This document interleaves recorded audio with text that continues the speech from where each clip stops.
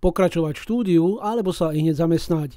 To riešia čerství maturanti. Či sa rozhodnú pre jedno alebo druhé, isté je, že štúdium na stredných školách im dalo dobré základy. Určite by som rada skúsila niečo ohľadom cestovného ruchu, kde môžem využiť aj cudzie jazyky, vlastne, na ktoré je aj táto škola pomerne dosť zameraná, keďže máme na výber z 3 jazykov. Všetky odborné praxe sú zabezpečované našou školou. Máme mnoho ponúk, ktoré môžu vlastne naši študenti využiť počas školského roka alebo aj počas letných prázdnin. Máme možnosti cestovať do Rakúska, do Švajčiarska, takisto do Talianska. Veľa ponúk je cestovať do Grécka a takisto aj do Japonska. Tuto na škole, na strednej ma neuveriteľne chytila práve táto biochémia, mikrobiológia alebo biotechnológia, čo sú všetko také tie biologické vedy, ktoré sa zaujímajú aj o ich aplikácii v skutočnom živote a práve v týchto odboroch ja vidím budúcnosť, pretože toto sa neustále môže vyvíjať, či už práve tým genetickým inžinierstvom alebo inými modelmi.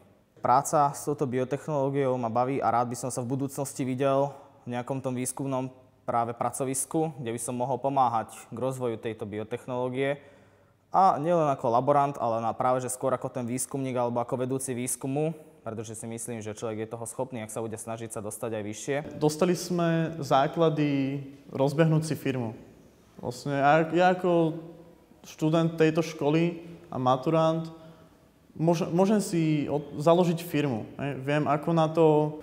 Vlastne od septembra začínam študovať hotelovú akadémiu v Prahe, čiže vlastne pokračujem vlastne touto gastronómiou a tým hotelierstvom, čo som vlastne študovala doteraz. To znamená, že tých 5 rokov teraz vlastne budem pôsobiť v Prahe, budem tam aj pracovať, aj študovať a chcela by som študovať v anglickom jazyku, to znamená, že aj si tú angličtinu zdokonalovať ďalej. Škola mi pomohla v tom, že som sa viac menej ako keby našiel teda v tej ekonomike, čo ma začala veľmi baviť. Od 2. ročníka ju máme, takže tam som sa nejak tak našiel, čiže mi priblížila ten ekonomický svet, nejaké to rozmýšľanie možno trošku iné. A v podstate hlavne v tom, že mi priblížila tieto predmety, ktoré som vlastne potom počasie zistil, že ma to baví a možno by som sa tým chcel nejako ďalej zaoberať. Podala som si prihlášky na Univerzitu Komenského v Bratislave, na katedru farmaceutickej chémie a ďalej tiež na Univerzitu Komenského na katedru biochémie.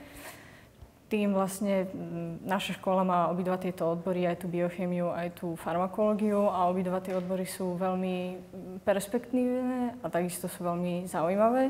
Zaoberá sa veľmi dôležitou vecou aj pre obyčajných ľudí a to sú vlastne tie účinky liečiv na organizmus. Myslím si, že po tých 4 rokoch už som sa ešte viac utvrdil v tom názore, že teda chcem pokračovať v chémii aj na vysokej škole. Po tej škole by som chcel možno v lekárni niekde s tými liekmi robiť. Možno niekde vo výskume to by tiež bolo zaujímavé.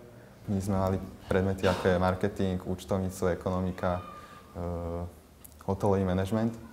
Takže toto ma skôr práve už pripravovalo aj na tú vysokú školu. Podľa môjho názoru sa tá televízna reklama stáva trošku možno nedôveryhodná pre tých ľudí, možno trošku fádna a rád by som to možno trošku oživil. Ja som typ človeka, ktorý není na štúdium, ale je taký typ človeka, ktorý je vlastne pracovitý. Čiže po škole mám pár ponúk, ktoré idem vlastne vyskúšať, majú tam ako ma otestovať a podľa toho vlastne zistím, že či som na tú prácu vhodný alebo nie.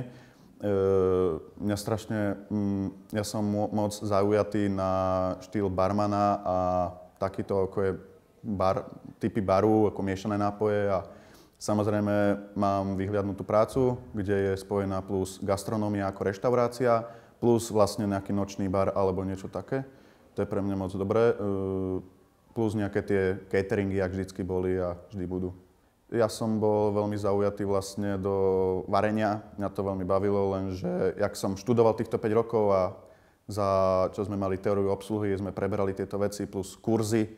Ma ten predmet teda tá činnosť tak zaujala, že som veľmi prekvapený z toho. Sa mi podarilo v 2. ročníku dostať sa z povinnej praxe skrz jednu pani profesorku, ktorá má muža na vysokej škole, na povinnú prax.